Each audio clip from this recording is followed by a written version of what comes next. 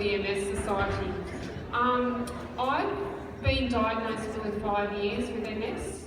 Today is a bad day for me. I have to use my stick. He's got a name, he's called Moses.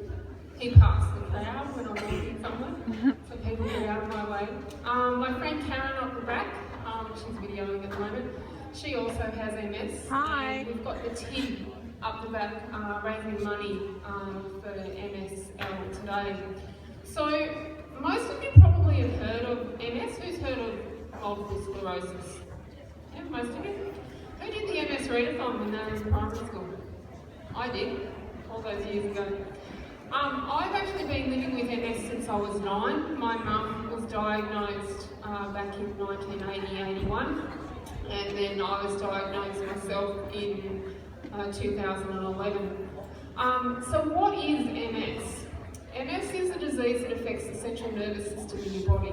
So that's what controls all your movements, things in your brain. Who here has a PlayStation? Who's got a Nintendo? Okay. Who's got a Wii? Okay, so you've all got some form of electronic equipment. Who's ever had a piece of that equipment stop working so your controller stops? You don't know if it's the batteries, you don't know if it's the wires or whatever it is. Okay, so now I want you to think of MS as my brain is the controller and the batteries and the signal to the hard drive aren't working properly. So my brain can tell my hand to pick up something, but the message stops through it.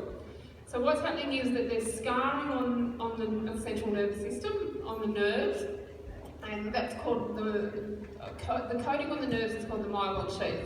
And MS attacks the myelin sheath and it puts a scar on there. So we have active lesions and we have inactive lesions. At the moment I've got a nice active one that's controlling my vision and a couple that are controlling my legs. So symptoms for me included, Chrissy had symptoms like this as well, that my feet are often numb. I have the privilege of having electricity shoot out of mine as I walk. It's like, you get some sparks falling out of them, but you can't see them, but I can sure feel them. My bladder sometimes goes. I have short-term memory problems.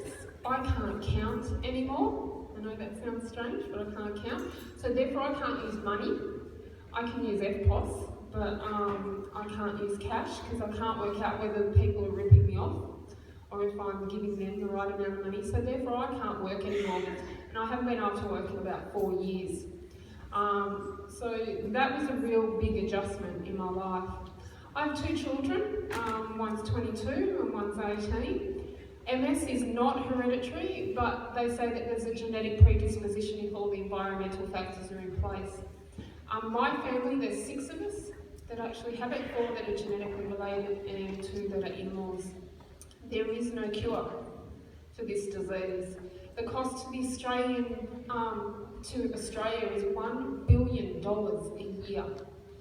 Now, that might affect you at the moment, but when you guys are out in the workforce and you're paying taxes, it is going to affect you. We need a cure for this.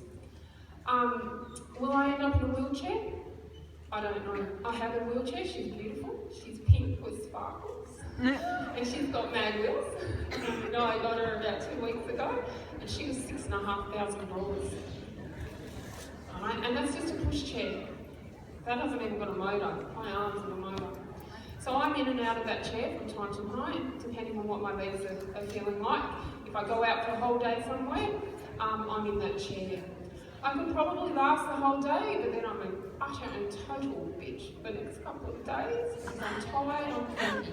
Fatigue is a big problem with people who have MS. So the majority of the symptoms that we have are invisible. So you might see me get out of my car when I'm not using my stick and I'm in a disabled car park, and you'll think, why does she need to be in there? Right? Because we tend to judge when we see people getting out of disabled car parks. Why does she need to be there? She is not disabled, but I am. Because you can't actually see what's happening inside my body. So the fundraising that you guys have done today, which is absolutely brilliant, you've raised nearly $1,000. So well done.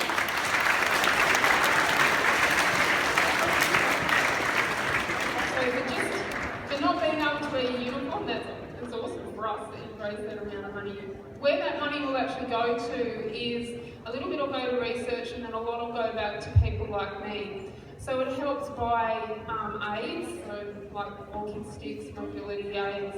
It helps with counselling, it helps with lots of different support programs that are in the community for people with MS. So feel free afterwards, if you've got any questions, to come up and talk to me. I'm very approachable in it. And I'd just like to thank Michael and Dave and the boys for putting all this together. It's been awesome. This is the third one of these that I've actually been along to, so well done everyone. Thank you.